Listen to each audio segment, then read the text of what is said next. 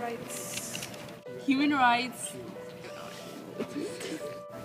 Human rights are rights that give me the right to have freedom. Commonly understood as inalienable fundamental rights to which a person is inherently entitled simply because she or he is a human being. Yeah.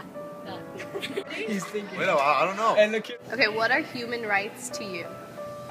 Okay, like everybody's equal. Everybody should get like punished the same and stuff like that. Natural rights. The rights you're born with. What are human rights? Rights for humans. Human rights are rights that everybody, no matter what ethnicity, what racial, what social class they're in, that they deserve to have. Like being able to have food, being able to have education, being able to have, just unalienable rights.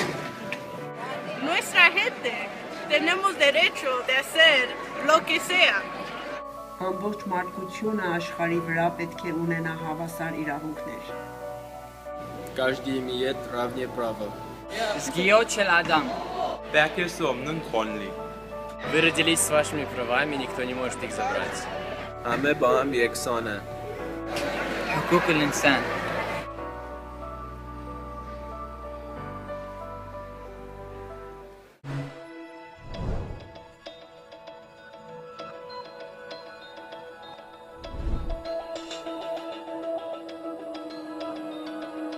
Human rights are the rights you have simply because you're human.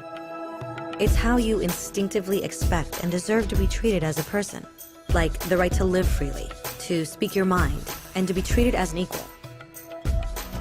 There are many kinds of rights. Most apply to a certain group. But human rights are the only ones that apply to absolutely everyone, everywhere. That means kids, old people, poor people, basketball players, garbage men, rappers, teachers, Africans, Indians, Albanians, Christians, Muslims, Kabbalists, atheists, your mom, your dad, your next door neighbor, and you all have the exact same human rights. In other words, they're universal. But the question remains, what are they? Name the human rights? What the human rights are? The right to live. Equality between all peoples. Right to religion, the right to... Is there supposed to be a list somewhere I should be aware of? According to the United Nations, there are a total of 30 human rights, which are usually lumped together and called simply human rights. They're all listed out in the Universal Declaration of Human Rights, which is the world's most widely accepted document on the subject. But it was a long time in coming. At first, there were no human rights. If you were in with the right crowd, you were safe. If you weren't, well, you weren't. But then a guy named Cyrus the Great decided to change all that. After conquering Babylon, he did something completely revolutionary. He announced that all slaves were free to go. He also said people had the freedom to choose their religion, no matter what crowd they were a part of. They documented his words on a clay tablet known as the Cyrus Cylinder. And just like that, human rights were born. The idea spread quickly to Greece, to India, and eventually to Rome. Not until 1,000 years later in England did they finally get a king to agree that no one can overrule the rights of the people, not even a king. People's rights were finally recognized, and they were now safe from those in power. Kind of. It still took a bunch of British rebels declaring their independence before the king got the point that all men are created equal. Which isn't to say he liked the idea, but he couldn't stop them, and America was born. They drew up international agreements, broadly granting many rights across Europe. But only across Europe. The rest of the world somehow still didn't qualify. Instead, they got invaded, conquered, and consumed by Europe's massive empires. But then a young lawyer from India decided enough was enough. His name was Mahatma Gandhi, and in the face of violence, he insisted that all people of Earth had rights, not just in Europe. Eventually, even Europeans started to agree. But it wasn't going to be that easy. 2 world wars erupted. Hitler exterminated half the Jewish population of Earth in horrifying Nazi death camps. And all told, 90 million people died. Never had human rights been so terrifyingly close to extinction. And never had the world been more desperate for change. So the countries of Earth banded together and formed the United Nations. Their basic purpose was to reaffirm faith in fundamental human rights, in the dignity and worth of the human person. But what were human rights?